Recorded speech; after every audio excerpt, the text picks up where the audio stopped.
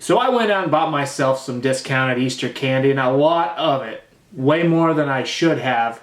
And today I am going to be doing a Peter Rabbit Hollow Chocolate Challenge. I haven't done a challenge in a while. I'm going to try to eat this hollow Peter Rabbit candy as fast as I can.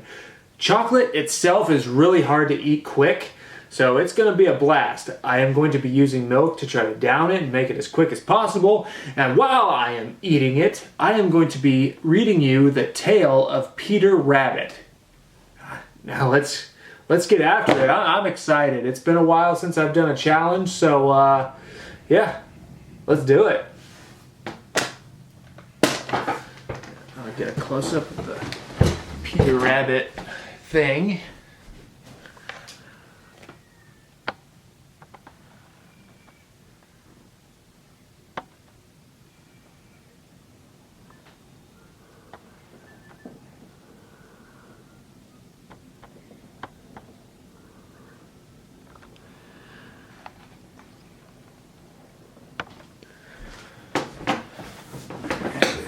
Zoom that out just a little bit more. Nope, we're good. Actually, I like that better. Yeah. Alright, we're going to redo the intro again.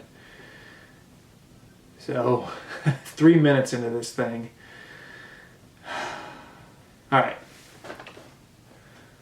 It's been a while since I did a challenge video for you guys, so today what I'm going to be doing is taking some discounted Easter candy and making it into a challenge. Today, I am going to be eating a hollow milk chocolate Peter Rabbit. And while I'm doing my challenge, I'm going to read you the story of Peter Rabbit.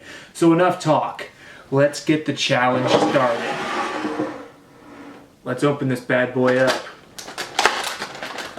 Chocolate is extremely hard to eat fast, so this is going to be a heck of a challenge. Alright, Peter. Your ass is mine. Once upon a time, there was a hungry Supersonic, and he decided to absolutely destroy a Peter Rabbit chocolate. Let's do it. Hollow Peter Rabbit. 3, 2, 1, go! The Tale of Peter Rabbit by Beatrix Potter. Once upon a time, there were 4 little rabbits, and their names were Flopsy, Mopsy, Cottontail, and Peter. They lived with their mother in a sandbank, underneath the root of a very big fir tree. "Now, my dears," said old Mrs. Rabbit one morning, "you may go into the fields or down the lane, but don't go into Mr. McGregor's garden. Your father had an accident there. He was put in a pie by Mrs. McGregor. Now run along and don't get into mischief. I'm going out." Then old Mrs. Rabbit took a basket and her umbrella, and went through the wood to the baker's. She bought a loaf of brown bread and 5 currant buns. Flopsy, Mopsy, and Cottontail, who were good little bunnies, went down the lane to gather blackberries. But Peter, who was very naughty, ran straight away to Mr. McGregor's garden and squeezed under the gate. I'm going to break off his little carrot. Save that for later. First he ate some lettuce and some French beans, and then he ate some radishes, and then, feeling rather sick, he went to look for some parsley. But round the end of the cucumber frame, who should he meet but Mr. McGregor? Mr. McGregor was on his hands and knees planting out young cabbages, but he jumped up and ran after Peter, waving a rake and calling out, "Stop, thief!" Peter was most dreadfully frightened. He rushed all over the garden, for he had forgotten the way back to the gate. He lost one of his shoes among the cabbages and the other shoe amongst the potatoes. After losing them, he ran on 4 legs, and he went faster, so that he might have got away altogether if he had not unfortunately run into a gooseberry net and got caught by the large buttons on his jacket. It was a blue jacket with brass buttons, quite new. Peter gave himself up for lost and shed big tears, but his sobs were overheard by some friendly sparrows, who flew to him in great excitement and implored him to exert himself. Mr. McGregor came up with a shiv. Mr. McGregor came up with a shiv, which he intended to pop upon the top of Peter, but Peter wriggled out just in time, leaving his jacket behind, and rushed into the tool shed and jumped into a can. It would have been a beautiful thing to hide in if it had not so much water in it. Mr. McGregor was quite sure that Peter was somewhere in the tool shed, perhaps hidden underneath a flower pot. He began to turn them over carefully, looking under each. Presently Peter sneezed. Kerchoo! Mr. McGregor was after him in no time and tried to put his foot upon Peter, who jumped out of a window, upsetting 3 plants. The window was too small for Mr. McGregor, and he was tired of running after Peter. He went back to work. Peter sat down to rest. He was out of breath and trembling with fright, and he had not the least idea which way to go.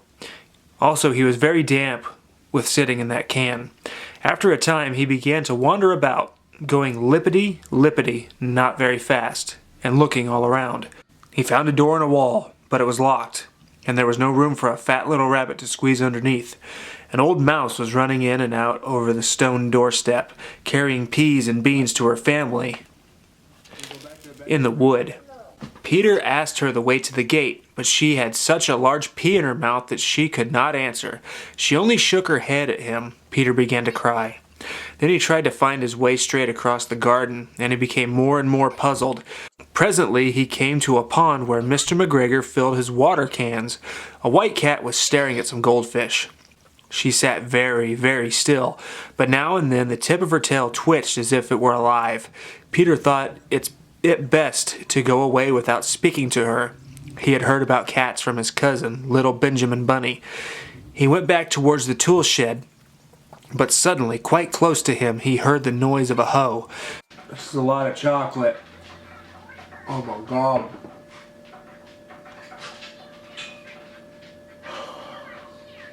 I didn't think it was going to be this difficult. Scritch, scratch, scratch, scritch. Peter scuttered underneath the bushes, but presently, as nothing happened, he came out and climbed upon a wheelbarrow and peeped over. The first thing he saw was Mr. McGregor hoeing onions. His back was turned towards Peter, and beyond him was the gate.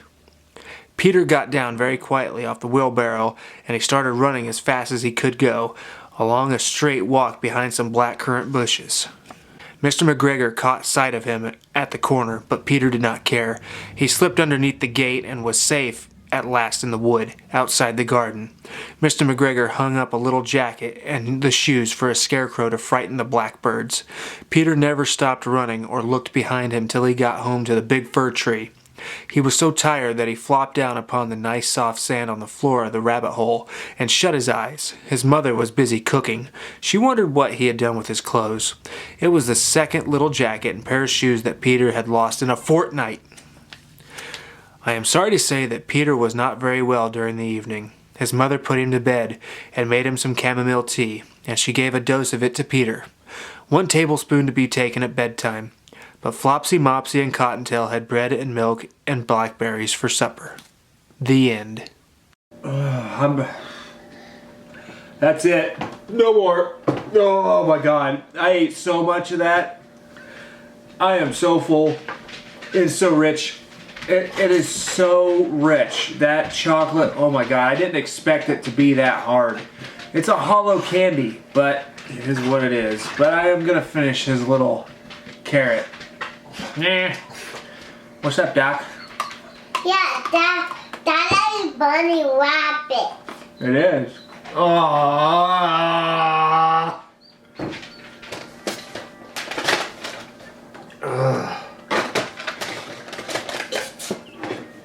Plus, it's Palmer's. Palmer's sucks.